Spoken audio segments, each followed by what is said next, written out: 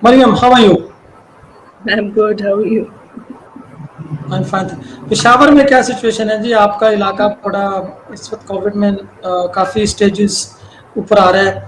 तो work place और रमज़ान और क्या सिचुएशन है आपके एरिया में?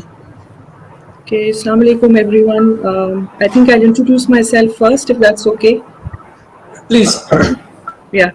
So my name is Maryam Iqbal, and I have worked abroad for around 12 years in UK mostly and parts of Europe, with some time in the Middle East as well.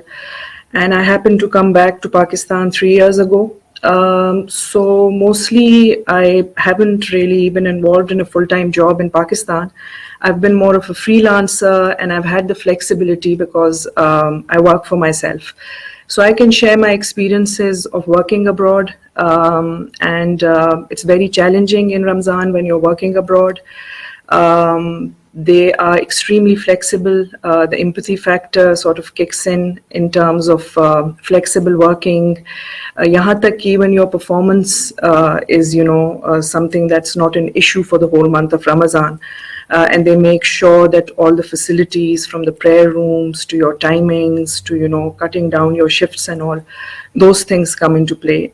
If you look at the Middle East, I've heard the whole of Middle East is pretty much flexible when it comes to Ramadan. As far as Pakistan is concerned, I think already, as Mr. Junaid pointed out, that the government is quite kind of flexible and understanding. The timings have already been decreased. And with COVID kicking in, I think that we cannot deny the fact that we're now part of a virtual world. And I think that has really sort of helped us in terms of the flexibility, especially for women. Some companies are even talking about, they're going to ask themselves this question that, hopefully when things get better after COVID, well, COVID will never go away, but in the coming months, that where do they see themselves? Do they really need a full-time office structure? Do they need a working place just as a part-time place where people can get together for workshops and meetings? Can people manage on their own from home? So these are the kind of questions I think organizations are already thinking of in the West, and corporate companies in Pakistan will also think of.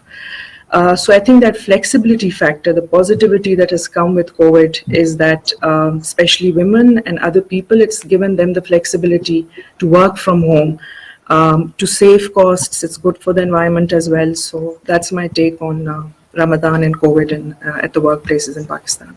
My next question would be regarding that how can we ensure productivity and employee motivation in the month of Ramzan? Maybe Ms. Mariam, can you have a take on this? Basically in the month of Ramadan, as I said, that I think I would expect that the whole philosophy behind Ramadan is that, we are more empathetic and we're more caring towards, especially the HR department working within organizations. Mostly, I would guess that corporate companies would, their learning and development departments would sort of think of employees, I don't know if there's special people who take care of employee relations issues like they do abroad. So the motivation again would be flexibility. We have shorter shifts already.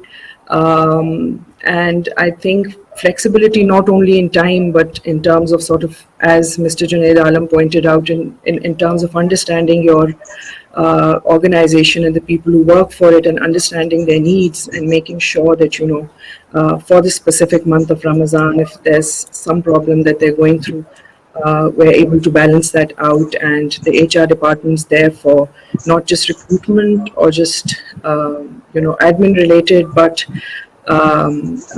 issues like employee relations and employment law and problems that employees face. Are they there for them? Do they know about their problems and issues that the employees are facing? So I think that would be something that would motivate, because a happier workplace where employees feel that they're taken care of,